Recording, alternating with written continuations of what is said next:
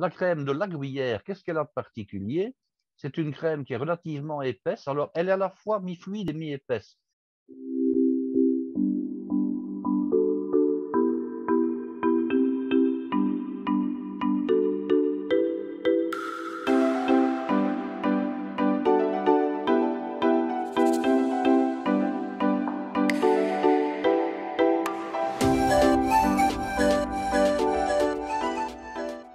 Chers amis, bonsoir. Nous sommes avec Guy, nous sommes absolument ravis de vous retrouver pour un nouvel épisode tout à fait intéressant. Comme d'habitude, vous allez me dire, évidemment, mais là, jugez plutôt.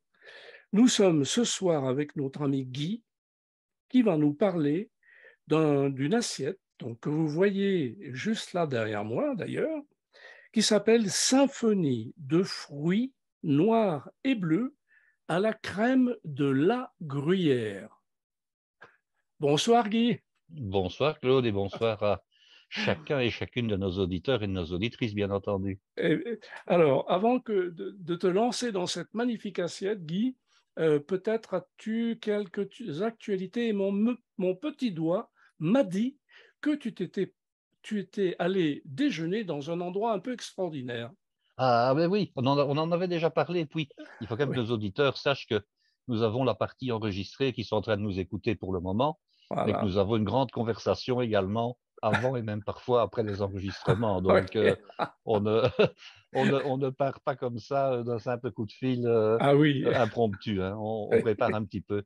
Donc, je pense que nous avions déjà discuté de l'essor du renouveau du vignoble en Belgique parce que ouais. le changement climatique, évidemment, a de mauvais côtés pour ceux qui ont trop chaud, mais il a de bons côtés pour ceux qui sont un peu plus au nord. Oui, Bon, ça nous surprend un petit peu parce qu'évidemment, nous commençons à avoir un peu chaud comme les méridionaux. Alors, je vois comme signe que, par exemple, les platanes que nous avons chez nous commencent à peler dangereusement du côté sud et qu'ils viennent tout blancs comme dans le midi de la France. ah oui, Alors que les platanes chez nous avaient une écorce verte et brune qui ne se desquamaient absolument pas parce que ouais, l'humidité était là. Donc, maintenant, ils commencent à peler. ouais, Donc, ben voilà, ce qui est intéressant pour tout ça, c'est que on commence à recultiver la vigne et que la vigne retrouve, comme elle l'était au Moyen Âge d'ailleurs, dans nos contrées, un terrain de prédilection parce que nous avons des sols qui sont, je dirais, aussi bien adaptés à la culture de la vigne que ce qu'ils ne sont en France, et qu'on commence à refaire du vin. Mais alors, on commence vraiment à refaire du vin à grande échelle. Hein, et maintenant, les vignobles s'étendent. Bon, bien sûr, on n'est pas encore, et de loin, hein, on n'est même pas encore à la taille des vignobles du Grand-Duché de Luxembourg, mais enfin, je crois que dans 15 ou dans 20 ans, ce sera certainement le cas. ouais, Alors, il y a, pas trop loin de là où j'habite, deux vignobles qui sont, je dirais, assez réputés, qui sont spécialisés dans ce qu'on appellera les vins effervescents. Alors, on doit dire des vins effervescents, méthode traditionnelle.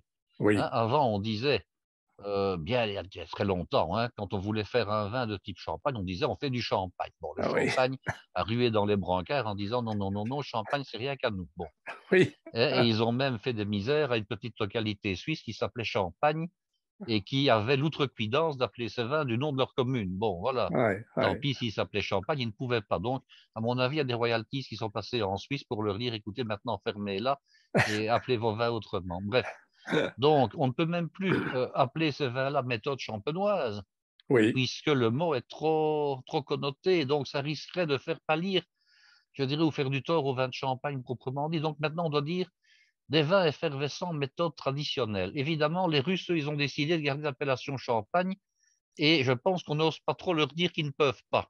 Parce qu'ils oui, ont répondu que si ça ne vous plaît pas, c'est le même prix, mais nous continuerons comme c'est parti. Hein. Et absolument. je pense que comme les Russes, à chaque fois qu'on n'est pas d'accord avec eux, menacent d'utiliser une bombe atomique, je pense que les Champenois se sont dit prudemment, on tient notre cathédrale à Reims, on ne va pas jouer une deuxième fois comme avec les Allemands. Les Oui, Russes sont peut-être encore plus dangereux, on ne va pas trop leur faire remarquer qu'ils ne peuvent pas. ils sont Donc très voilà, dangereux. ils sont Oui, très dangereux. Hein. oui, Donc, de ce côté-là, eh bien, nous faisons donc en Belgique des vins de type mousseux, méthode champenoise, donc méthode qu'on appelle maintenant traditionnelle. oui, Alors, méthode traditionnelle, est-ce que ça veut dire qu'on copie exactement, je dirais, les mêmes règles qu'en Champagne? Là, je ne suis pas sûr. Au niveau des cépages, déjà, nous avons des cépages parfois un petit peu différents. Alors, oui, il y a des cépages qui se pèsent bien chez nous parce que nous sommes quand même encore au nord. Il ne faut quand même pas oublier, nous ne sommes oui, pas nous ne sommes pas, je dirais, à la latitude de la Bourgogne. Oui, Maintenant, sachons quand même qu'en 30 ans, nous avons maintenant ici en Belgique le même climat que ce qu'il y avait en Champagne il y a 30 ans. oui, Hein. oui. Et la Mm, Champagne a le climat de la Bourgogne le climat des Côtes-du-Rhône, et ainsi de suite. mm. Donc on a quand même gagné un degré, un degré et demi. Ça fait quand même pour la vigne une grande différence. Hein. Oui, Parce qu'à l'époque où j'ai fait mes études, il y a quand même très longtemps, et que les cours d'énologie précisaient que la vigne se plaisait tant au nord qu'au sud, enserrée dans les 50 degrés d'altitude, nord ou sud. mm. Bon, les 50 degrés d'altitude passent par le tiers inférieur de la Belgique, mais les vignobles considérés sont au-dessus de ces 50 degrés de latitude.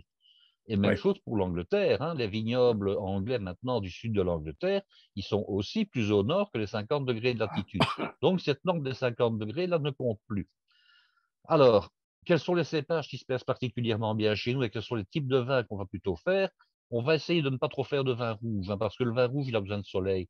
Les cépages des vins, donc ce sont des cépages rouges à jus blanc, comme le Merlot, le Cabernet, etc., qu'on trouve par exemple à Bordeaux, hein, ou comme le Gamay qu'on trouve dans le Beaujolais, ou bien le Pinot Noir. Ce sont encore des cépages qui ont besoin d'un peu de soleil. Par contre, il y a un cépage qui est extraordinaire et qui se plaît bien dans le nord, c'est le chardonnay. ah oui, Alors le chardonnay, évidemment, on le retrouve en Champagne, on le retrouve en Bourgogne, on le retrouve à Chablis, par exemple. Le chardonnay se plaît bien chez nous, donc on plante du chardonnay. Alors on plante également du pinot noir et du pinot meunier, on est d'accord, mais le chardonnay se plaît bien. Donc on a planté comme ça toute une série de terrains. Alors dans un premier temps, je dirais que les gens se sont amusés. Ils ont planté 1 hectare ou deux, 4, 5 hectares en se disant un terrain sur un coteau bien exposé, sur un sol crayeux, voilà, on va voir ce que ça va donner. Alors, il y a 30 ans que certains, 25, 30 ans que certains ont commencé. Bon, avec des aléas, hein. Une année, c'était bon. L'année suivante, il y avait un peu trop de gel au mois d'avril, au mois de mai. On perdait l'essentiel de la récolte et puis on continuait, on recommençait. Et puis, d'année en année, maintenant, on se rend compte qu'à moins d'un accident de type gelée du mois de mai, comme on a eu il y a un an, hein, généralement, ça donne plutôt bien. Alors, je suis allé voir les vignes et les vignes, elles sont fameusement bien garnies en raisin. Je peux vous dire qu'il y en a, il y en a, il y en a. ouais. Tant à fait, tant et plus.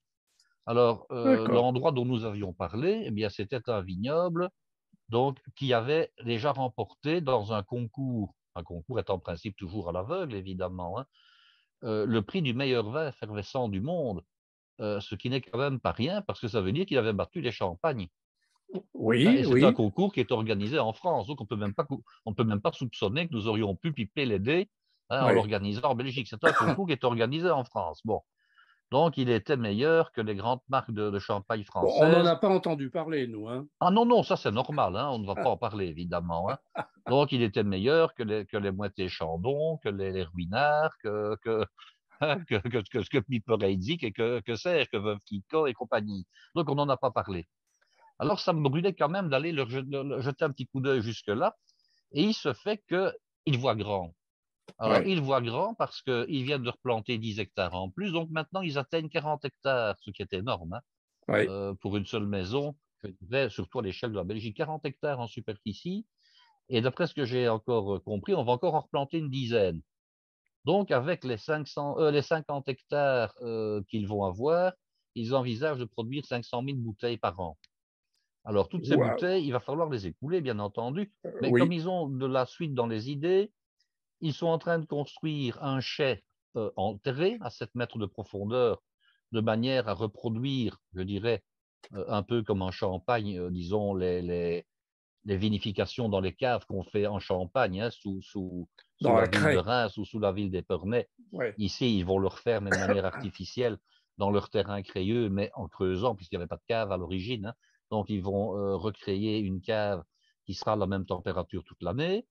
Alors, j'avais lu sur Internet, sur leur site, qu'ils étaient en train de créer tout un espace de réception, alors de manière à pouvoir recevoir avec salle de spectacle s'il le faut, salle de séminaire, etc., qu'ils étaient prêts à recevoir 450 personnes en réception, plus 1000 éventuellement possibles en cocktail. Alors, on m'a dit non, non, non, non, pas 1000, mais bien 2000 personnes. Ah bon, d'accord, ok.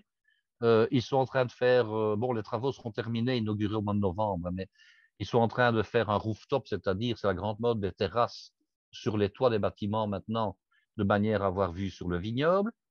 Alors, il crée, depuis maintenant déjà 2 ans, je pense, un centre, disons, de restauration éphémère, c'est-à-dire qu'ils ont bâti un immense chalet en bois, dans lequel on se rend pour, prendre l'apéritif et pour, prendre le repas du midi ou le repas du soir en été. C'est vraiment au pied dans les vignes et au pied des grandes éoliennes qui se trouvent dans le vignoble. Je me suis dit avec mon collègue: «Beh, tiens, ce truc-là, ça pourrait marcher aussi en hiver quand on fait les marchés de Noël et cetera». Donc il leur a posé la Oui. question. Ils ont répondu: «Oui, oui, oui, on va juste fermer, 1 mois histoire de transformer un petit peu et puis on va réouvrir, je dirais, mois de novembre pour décembre et janvier parce que là, on va faire justement des repas de type, raclette, tartiflette et compagnie». Ah donc ils ont de la suite dans les idées. Alors, ils ont une boutique également parce qu'ils viennent de créer, en partenariat avec une distillerie, un spritz. Donc, c'est la base d'un apéritif que tout le monde, je pense, connaît, que j'ai goûté, qui était tout à fait super, super parce que il n'est pas trop sucré, justement, c'était ça l'avantage. Spritz, évidemment, qui est allongé avec le vin qu'ils produisent, hein, ça c'est normal, bien entendu. Et alors, ils Que sont en vont dire train, les Italiens? ah oui, là, je me le demande. Et alors, ils sont en train de décliner toute une gamme de produits d'esthétique, donc pour la peau, des crèmes, des gommages, etc. Devinez avec quoi c'est fait? Le marc de raisin. Avec le marc de raisin. Donc, je vais dire qu'il y a une histoire de marketing là-bas qui est extraordinaire. Je dirais, c'est pensé de A à Z, hein. Il y a D'accord. certainement je dirais, des génies en marketing qui ont dit, bon, on prend les choses en main, vous allez investir des millions d'euros, parce que c'est par millions d'euros qu'on investit, mais Ouais. tant qu'à faire d'acheter du terrain, de planter de la vigne, Ah bah, bon, ça coûte pas rien. oui. Bon, voilà, on va investir histoire que ça soit vraiment rentabilisable. Alors, ils m'ont parlé justement de faire de l'énotourisme, hein. L'énotourisme se développe en Belgique de manière, je dirais, assez vertigineuse, et pas seulement que là d'ailleurs, hein. Alors, Oui. pour vous expliquer comment ça fonctionnait, donc c'est encore en chantier pour le bâtiment principal, mais le bâtiment où j'ai eu la chance de manger, bon, on se gare sur un parking qui est relativement éloigné, alors je me dis, mais c'est quand même, c'est quand même pas chouette, on ne peut pas aller avec la voiture tout près, quoi, hein. Il faut se taper, allez, 200-300 mètres jusqu'au milieu du vignoble. Oui, mais pas du tout. Il y a des navettes, on dirait des voitures, un petit peu des voitures luxueuses comme on peut trouver sur les terrains de golf, mais où on peut mettre 6-7 personnes, hein. Oui, oui. Alors, il y a un chauffeur, on monte dans la voiturette en question, elle vous conduit et elle vous dépose là-bas à l'endroit où on peut prendre l'apéritif et manger. Et quand vous avez terminé, elle vous ramène à votre voiture au parking. D'accord. Donc, il n'y a aucun problème. Très bien Donc, voilà organisé. l'expérience que j'ai faite. Alors, la nourriture n'était pas mauvaise du tout. Oui, j'allais te demander, mais enfin, Guy, qu'est-ce que vous avez mangé alors? Alors, qu'est-ce que j'ai mangé? Ben ça, j'ai fait des photos, donc c'est super. Donc, on a d'abord pris l'apéritif avec le fameux spritz, avec une petite mise en bouche. Et puis après ça, on a pris directement le plat. Et alors, nous avons eu l'occasion de manger un plat qui est un plat local, mais revisité. Oui. Alors, il y a une recette dans les environs, enfin à Mons même, que je donnerai un jour, mais je voudrais bien trouver la recette authentique, la recette d'origine, parce que j'en trouve des Oui. dizaines sur le net. Alors, à la base, ça s'appelle une côte de porc alberdouille. Alors, c'est de l'argot, c'est du patois, hein. Oui, Côte de porc, évidemment, on a compris. Ah, Alors, d'alberdouille, c'est de la gadoue, c'est de la boue. Alors, c'est une sauce qui, à l'origine, se base sur une sauce qui est extrêmement connue en Belgique, qui s'appelle la sauce Crosset Blackwell. Alors, la sauce Crosset Blackwell, je ne sais pas si vous connaissez, non. c'est une sauce qui est réalisée avec du pickles et de la crème et du vin blanc. Et Bon. alors, elle a été un tout petit peu modifiée. Et un jour, dans les années 60, il y a un restaurant, mais ça, bon, je vous donnerai les détails quand je ferai l'épisode sur le sujet. Oui. La sauce était servie avec de la purée de pommes de terre, la viande, à un échevin de la ville de Mons, qui était patoisant. Et alors, quand on est venu lui amener plat, il a dit ben, que ça ressemblait à d'Elberdouille, donc ça ressemblait à de la boue.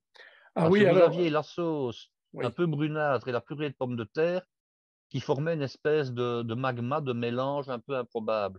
Oui. Et la recette est restée. Et c'est devenu maintenant la spécialité locale de la ville de Mons, c'est la côte de porc alberdouille. Et Alberdouille. alberdouille. Et alors, le comble de l'histoire, c'est qu'on a retransformé la recette. Ici, elle a été faite par un chef, je dirais, pas dire d'avant-garde, mais un chef quand même plutôt nouvelle cuisine. Alors, c'était servi non pas avec de la côte de porc, mais avec de la pluma ibérico. Alors, la pluma, qu'est-ce que c'est pour ceux qui ne le savent pas? C'est une viande de porc ibérique hein, qui sont extrêmement qualitatifs. C'est une viande qu'on mange très rosée, presque rouge, et c'est le muscle qui se trouve sur le dos du porc. On pourrait dire que c'est les deltoïdes du porc en réalité. Donc, c'est D'accord, le muscle qui se d'accord. trouve au-dessus des pattes avant du porc. C'est un peu je dirais, les muscles de l'omoplate, on va dire. Voilà. Oui, oui, Hein. Alors, oui. c'est une viande qui est très, très, très, très tendre, qui était cuite, alors là, à la perfection. Elle avait juste été grillée un petit aller-retour. Il y avait la sauce dessus qui avait été revisitée par le chef. Et alors, c'était servi avec des asperges vertes, des mange-tout, de la courgette, des légumes verts, et accompagné avec de superbes frites à côté extraordinaires. D'accord. Voilà. Bah, très Ça, bien. c'était vraiment le plat. Et puis après, une assiette de fromage d'une ferme locale et puis un petit dessert, mais j'ai très très bien mangé. Voilà. Ça, c'est D'accord. pour mon actualité de la semaine. Très bien. Juste pour finir, la sauce alberdouille dont tu parles pourrait être chez moi, en Haute-Savoie, on l'appelle une sauce coff. Parce que en patois haut-savoyard, pour décrire quelque chose de pas propre, de sale, on Oui, dit c'est coff. Ah, t'es tout coff. c'est ça. Ou ce truc-là, c'est tout coff. Donc c'est une sauce coff. Pourquoi Voilà. pas? Pourquoi pas? Bon, très bien. Donc, tu as un très, très bon souvenir de ce repas. En tout cas, Euh, j'ai un souvenir de l'expérience qui a été faite et je ne la regrette absolument bon, pas. parfait. Alors, Guy, venons-en maintenant à cette symphonie de fruits noirs et bleus à la crème de la gruyère. Je suis intrigué. Ah, mais oui, parce que on avait envie de dire la crème de gruyère, mais le Bah oui, gruyère, qu'est-ce que c'est? C'est un fromage. eh oui, Alors, revenons un petit peu à la signification des mots.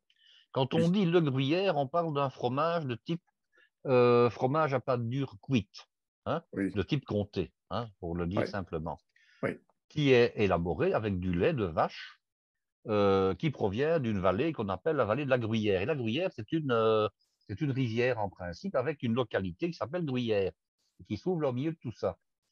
Alors, on pourrait dire, ben, quand on parle de crème de gruyère, généralement, on va en grande surface et on trouve des petits fromages fondus réalisés avec du fromage de gruyère. Ici, c'est de la crème fraîche. Et on trouve en Suisse, comme ça, dans toute une série d'établissements, de la vallée de la Gruyère, mais également du Valais, également de l'Oberland bernois, etc. On trouve comme ça en saison des assiettes de dessert dans des auberges, hein, c'est indiqué. On passe sur la route, hein, généralement des routes, on va dire cantonales, hein, des routes paisibles, tranquilles. Et alors, vous avez des écriteaux, des affiches, et j'étais parti avec un ami suisse qui connaissait très bien la Suisse à l'époque. Je dis à l'époque parce qu'il est décédé maintenant. Euh, et il me dit, ben, on va s'arrêter pour manger. Et puis, je vois comme dessert qu'il y a moyen d'avoir une assiette de meringue à la crème et aux framboises ou bien aux myrtilles. Et je me renseigne un petit peu pour me dire, mais ça, c'est la spécialité locale en été. En Suisse, on sert ça. Alors, il y a toujours un petit peu une question sur la paternité de la meringue. Alors, la oui, meringue, bon, il y a trois sortes. Il y a la meringue française, il y a la meringue suisse et il y a la meringue italienne. italienne, oui. Et il se fait que la meringue, pour certains, mais rien n'est sûr, serait peut-être originaire d'une ville suisse qui s'appelle Meiringen. Ah, Hein, ah, d'où son nom, meringue et Meiringen, Beringen, voilà, c'est d'accord. bon. Oui, Donc les Suisses auraient peut-être pu, avant Vatel, inventer la meringue, peut-être. Mais jusque-là, bon, il y a des choses parfois qu'on ne parvient pas à prouver. Donc la meringue, admettons, étant d'origine suisse, la crème de la Gruyère, qu'est-ce qu'elle a de particulier? C'est une crème qui est relativement épaisse. Alors, elle est à la fois mi-fluide et mi-épaisse. Donc, elle n'est pas aussi épaisse qu'une crème double et elle n'est pas aussi fluide qu'une crème fleurette. Elle est un petit peu située entre les deux. Elle a un goût extraordinaire, elle a un goût de crème, je dirais. Vous allez me dire, c'est normal, la crème, ça a le goût de crème, mais oui, mais enfin elle bon, a un, elle a un goût de crème, je dirais, qui est propre, ouais, qui lui est propre. ouais, Assez. Bon, alors une petite anecdote. Bon, je vais de temps en temps dans une fromagerie pas trop loin de l'endroit où je vais habiter. Et les deux dames qui tiennent la fromagerie sont des dames, je dirais, émérites dans la connaissance du fromage, puisque l'une a été deuxième et l'autre troisième meilleure fromagère de Belgique. Donc, ah oui, oui, elles ils sont quand même connaissent. assez compétentes. Et un beau jour, comme j'aime bien la crème de la gruyère, je repère donc des petits flacons Alors, étaient-ce des flacons de 2 ou de 2,5 décilitres, je ne sais plus, mais c'était des petits flacons, je dirais, comme on a les petits flacons, les petits tétra Pak, quoi, hein. Oui, oui. Et j'en prends 4, et puis je prends d'autres fromages, bon, voilà. Et je me retrouve avec une addition, bon, je dirais 80 euros, quoi. Je dis, c'est pas possible, il y a quelque chose qui ne va pas. Bon, je regarde mon addition, et puis je sors. En fait, j'avais été servi par une petite demoiselle, je dirais, qui n'était pas une des patronnes. Et puis je rentre et je dis, tiens, est-ce qu'il n'y aurait pas une erreur concernant le prix? Parce qu'en fait, chaque flacon de crème m'était compté à 8 euros pièce.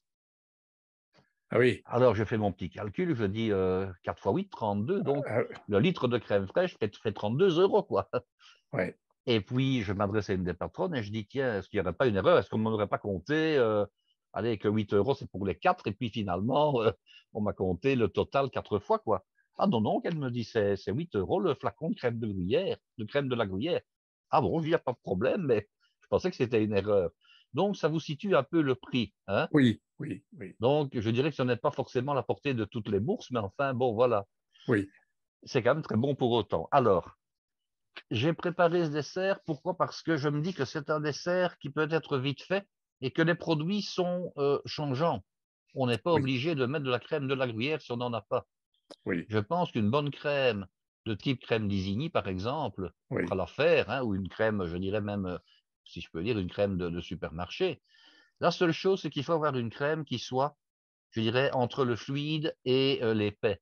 Elle doit être très nappante. Si vous utilisez une crème fleurette, elle va couler plein l'assiette. Et si oui, vous voulez utiliser une crème épaisse, elle va être tellement épaisse que vous ne saurez pas en faire des lignes.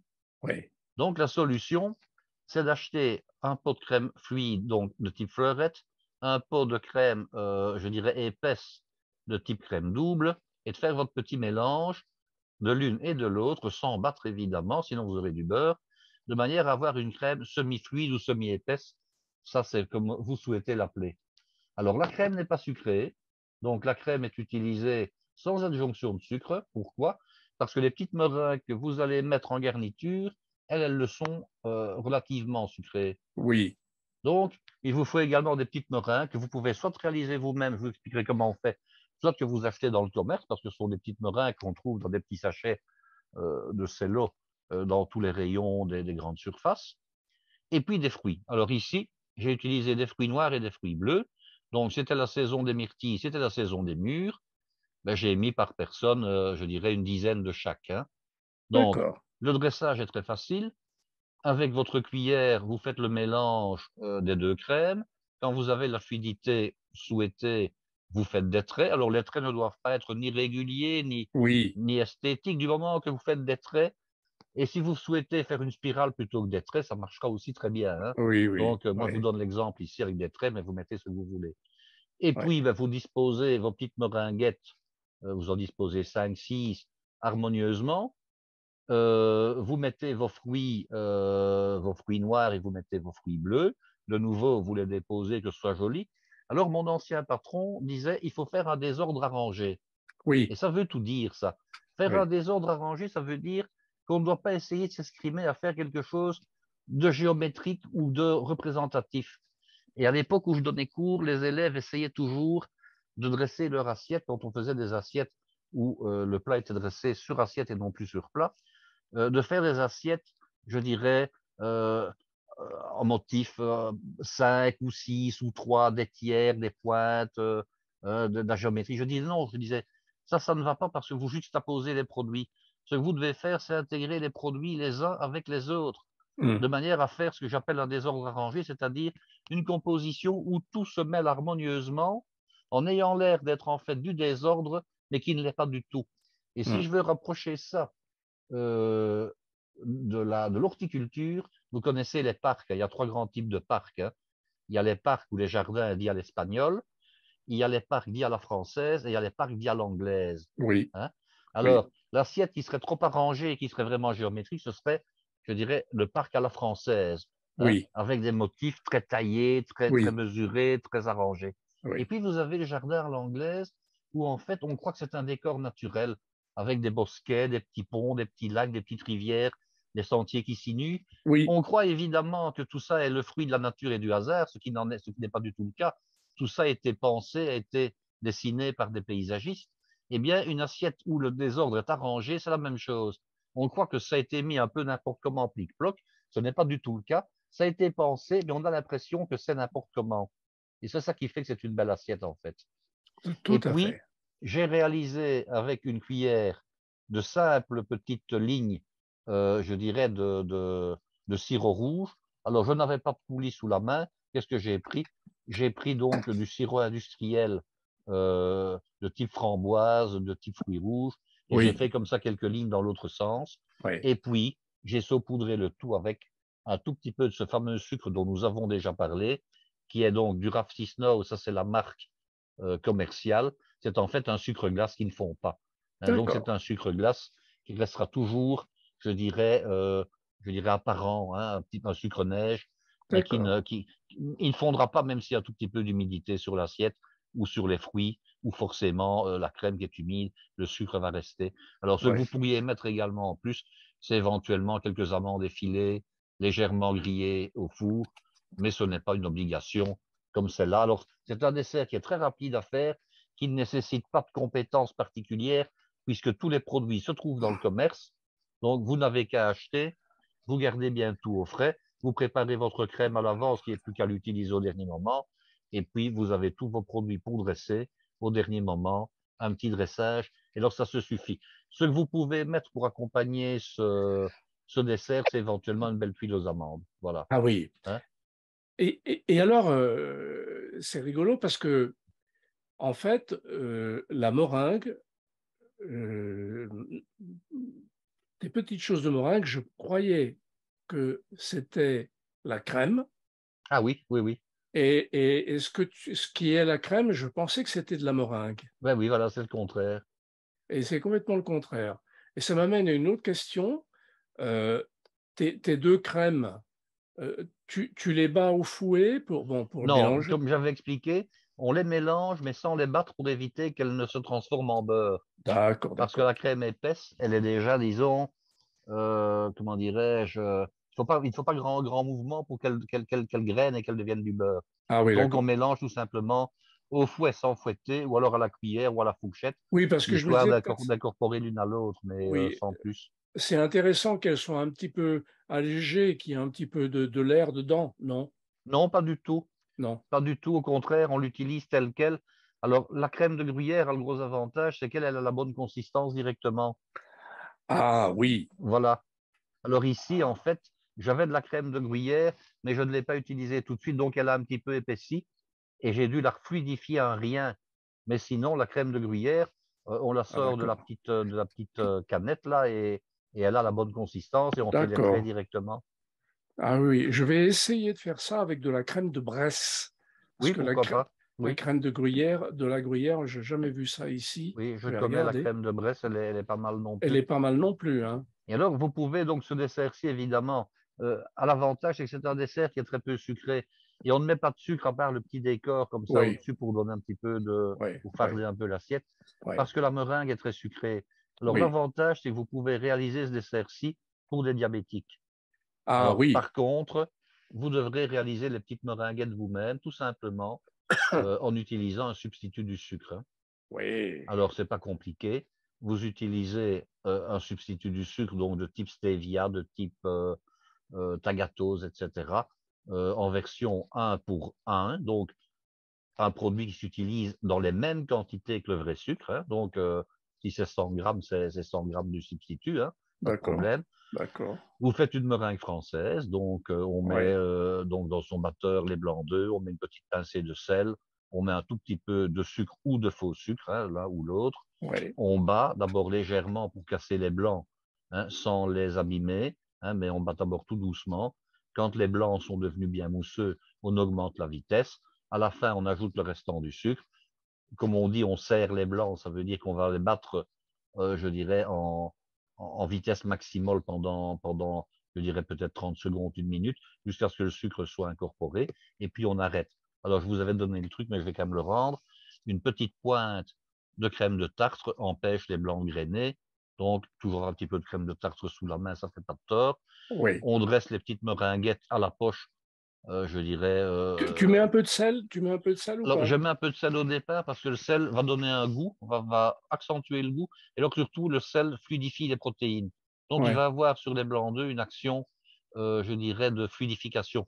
Maintenant, il est connu que les meringues se réalisent toujours avec ce qu'on appelle des vieux blancs d'œufs ou des blancs d'œufs de vieux œufs. Ah oui. Ah oui, ça revient au même. Alors, Ouais. les pâtissiers, généralement, ils cassaient les jaunes, enfin, ils cassaient les œufs pour récupérer les jaunes, pour mettre dans la brioche, par exemple, et puis ils se retrouvaient avec des blancs d'œufs, je dirais, qu'ils gardaient au frigo en fin de semaine. Alors, le fait que les blancs d'œufs étaient cassés et gardés au frais faisait que les protéines du blanc d'œuf se détendaient. Ah Donc, voilà, le blanc était moins élastique. d'accord. Et le Bon, blanc, quand il est moins élastique, se bat beaucoup mieux. De même, un blanc d'œuf qui a été surgelé, pardon, se bat beaucoup mieux parce que les fibres, je dirais, de protéines qui se trouvent dans le blanc d'œuf ont été coupées par les cristaux lors de la congélation. Et le blanc d'œuf se bat beaucoup mieux également. ah oui, ah oui, d'accord. Et dans ce cas-là, tu rajoutes pas de sel.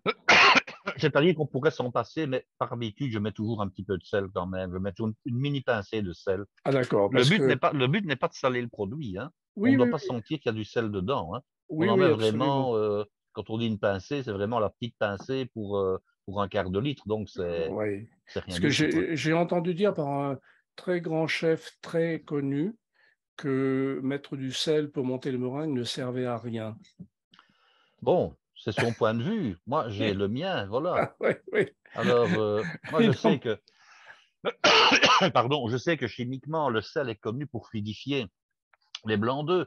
C'est la raison pour laquelle, quand on cuit des œufs durs, on ne met pas de sel dans l'eau, mais bien du oui, vinaigre. oui, absolument, Donc, moi, je suis absolument. cohérent avec moi-même et avec mes compétences. Maintenant, chacun, chacun. Alors, quand on dit ça ne sert à rien, c'est-à-dire que le sel ne sert qu'à une chose, c'est à fluidifier un peu les blancs quand on a des blancs qui sont trop frais. Je n'ai Oui, pas dit que le sel faisait que les blancs doublaient de volume par rapport au fait qu'on n'en mette pas et des choses pareilles, hein. oui, oui, oui, oui, Donc, je ne oui, dis pas ça. Je dis oui, simplement que le sel va servir à fluidifier légèrement les blancs au départ. oui, Point. Le sel ne fait rien d'autre, hein. oui, oui, oui, oui. Ah, d'accord. Non, mais Alors, c'est si on utilise des blancs, je dirais, qui sont, un peu je dirais âgé. bien souples au départ ou âgés, le Ouais. sel n'a pas d'intérêt technique. Oui, Voilà. oui, d'accord, d'accord. Très bien, parfait. Bon, ben écoute, très, très bien, Guy, c'est formidable. Voilà une belle recette originale, sympathique, belle, qui fait de l'effet. Et Et surtout puis, rapide, hein. oui, c'est tout rapide. Et puis surtout, on ne sert pas, enfin, je n'ai jamais vu autour de moi, dans la cuisine, que l'on serve une assiette avec de la crème fraîche de la sorte, comme tu viens de le faire là. Je n'ai jamais vu ça. Et d'ailleurs, comme je te le disais, dans ma tête, ce qui est la crème, c'était de la meringue, et ce qui est de la meringue était de la crème, tu vois? Parce qu'évidemment, on est habitué de voir la crème sous forme de chantilly et puis mise à la poche à douille. Oui, absolument, Voilà. absolument. Ouais, ouais. Bon, Maintenant, bon, on pourrait très bien tromper le client, hein. Il oui, suffirait de dresser la meringue sous forme de languette pas trop régulière et puis après de remettre la crème fraîche sous forme de cabochon ou bien de petites étoiles. On pourrait très absolument, bien faire l'un pour l'autre. Mais ici, c'est vrai qu'il y a le piège, c'est que les choses sont inversées, en fait. absolument, absolument. Eh ben, écoute, Et alors, Guy, oui, l'agréable, c'est le mélange des deux. Parce que quand on mange ce genre de plat, on met sur la cuillère un petit peu de meringue qu'on a écrasé à la fourchette, hein, ou qu'on a cassé à la fourchette. oui, On met un petit peu de crème et on met un des fruits. Et oui, alors, quand on met ça en bouche, on met les trois choses en même temps. Donc, on va avoir, dans certaines parties de la bouche, le côté acidulé des fruits, le oui, côté sucré de la brisure de meringue et le côté gras et onctueux de la crème qui n'est pas sucrée. eh Et tout oui, ça va se mélanger. Et c'est quand on va mâcher l'ensemble que l'harmonie va se faire en réalité, l'harmonie oui, gustative. oui, oui, Et alors, ça absolument. ressemble d'une certaine manière un peu à l'Eton Mess, qui est Ah oui, le dessert dont on a déjà parlé, hein, oui, le pavlova. qui est le pavlova réduit en morceaux. Alors Oui, oui, finalement, oui, ceci, c'est un peu comme du pavlova, hein. Vous avez de la crème fraîche, vous avez des absolument, fruits et vous avez de la meringue, si ce n'est que c'est absolument. présenté autrement, tout simplement. Oui, oui, oui. D'accord, Guy. Eh bien, merci beaucoup, Guy, pour une fois de plus, cette recette extraordinaire et un peu d'histoire. Mais je crois qu'à propos d'histoire, dans un futur épisode, tu vas nous parler beaucoup d'histoire de la cuisine, d'histoire des plats. On parlera, disons, du glissement des plats d'un pays à l'autre, d'une région à l'autre, je dirais, d'un nom à l'autre. Voilà, vous allez être servi. On en a discuté avant d'enregistrer aujourd'hui Oui, oui, et oui. Claude est déjà un peu initié de ce dont je vais parler ultérieurement.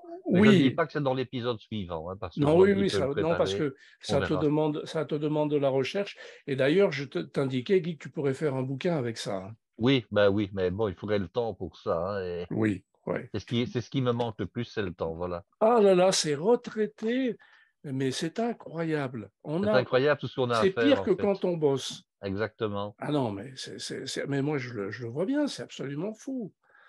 Oh là là, les enfants, les arrière-petits-enfants, les activités, les amis, les bonnes bouffes que l'on prépare, mesdames, messieurs. Nous souhaitons que ce soit un peu idem pour vous, ou sinon que vous préserviez des petits moments à vous pour vraiment vous faire plaisir. Et encore, on n'a pas encore eu l'occasion de se rencontrer. On s'est déjà vu, mais enfin, Oui, on n'a pas nous, encore eu l'occasion de passer du temps ensemble et d'aller par Monts et par Vaux non, visiter nos entreprises et nos chefs et nos oui, fabricants de toutes sortes, hein, parce que là, oui. ça nous prendra encore plus de temps, évidemment. Oui, non, mais là, si tu veux, j'ai prévenu mon épouse, Guy, je dis, quand je vais voir Guy, il me faut une semaine. Ah, il faut la semaine, ça c'est clair, hein, il faut la Je semaine. peux pas faire autrement. Bon, de toute manière, on va en On en reparler. reparlera. Donc, mesdames, messieurs, dans les épisodes futurs, nous aurons des épisodes que nous ferons directement en Belgique. Voilà. Un jour, voilà, Oui, oui, prochainement. un jour. Merci beaucoup, Guy.